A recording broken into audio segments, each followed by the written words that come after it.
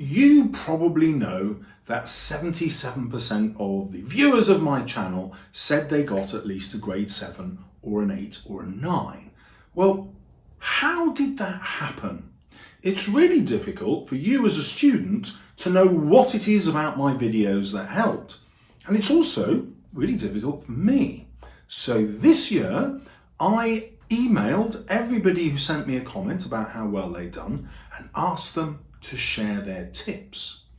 What I wanted to discover was this: what do students do to make them highly successful?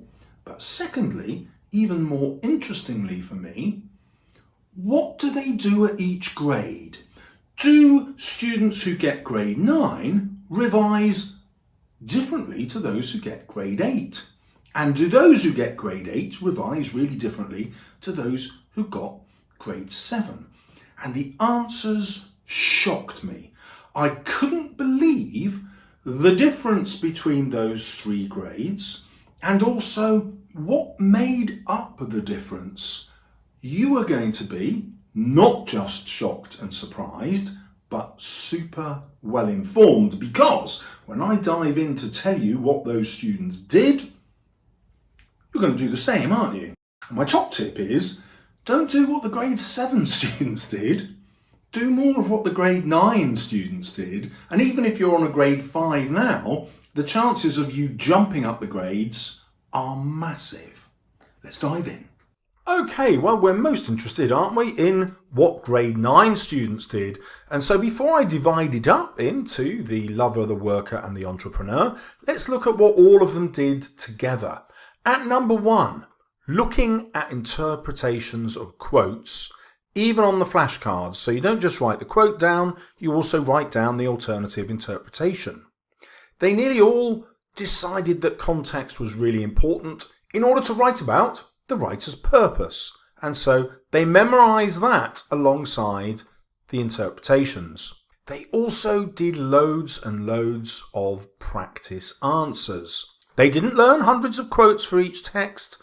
Instead, they picked how many they would need and learnt those and applied them no matter what the question. This teacher marking was a massive thing for the entrepreneur.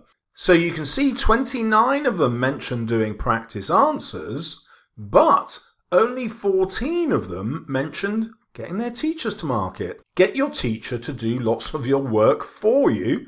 In other words, they tell you what you need to do to improve. Loads of them had read my guide to persuasive writing or watched my videos on the persuasive writing question, and so they had learnt cultural capital, references to politics and culture that they could use no matter what the question.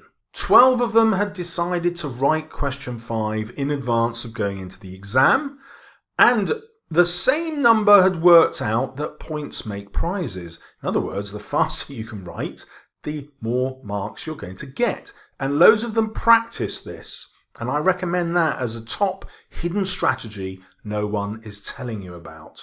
The other thing that was not as much as I expected was using thesis statements and memorizing them for every single text. This would be number 1 on my strategy, because when I do that, I'm always writing about the writer's purpose, which means I'm always going to get the top grades. So I personally memorize those. Loads of them who hadn't written question 5 in advance did plan it in advance.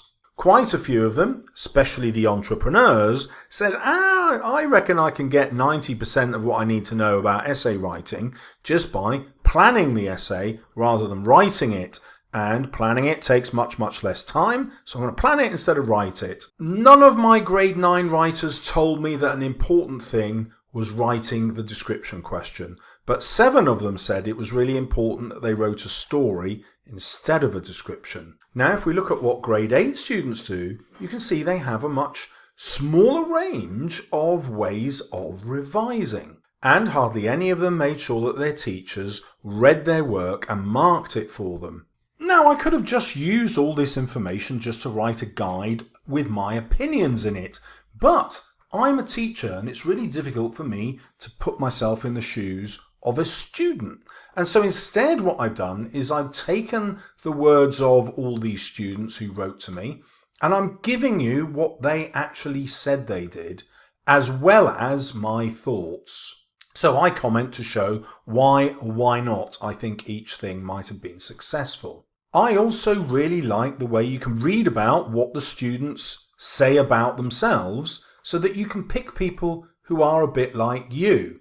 So this one said, look, I was on a grade 6, but I wanted all 9s. What did they end up with? 8 9s and 2 8s. And so you might think, yeah, that sounds like me. I'm on 6s at the minute and I really want top grades. Right, I'm going to listen to user RB and work out if I can do what they did. Or you might find someone really surprising like Ivy Hockley, who said one of the best things I did was take all my notes and write them up in a new exercise book because my ideas changed over the course of year 10 to year 11 and I only wanted to put down the good stuff. Or you might think, no, I just want to get the grade with minimum amount of work. I'm going to jump straight to the entrepreneur section. Here we have Venus in Furs. Her literature doesn't help you as much as her language. I really like this idea for question 5, where she picks a description question and immediately thinks of the antithesis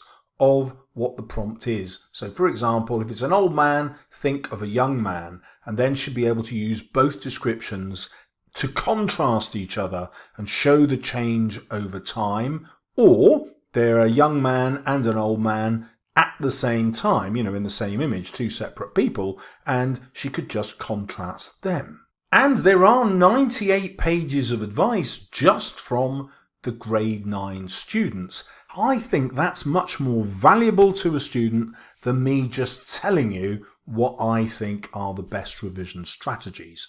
If you want grade 9 essays and language answers, my free newsletter you can find at mrsallessubstack.com. The link is in the description. Well, you remember how many of the students mentioned reading student essays was so important, and so one of these will be the video coming up next.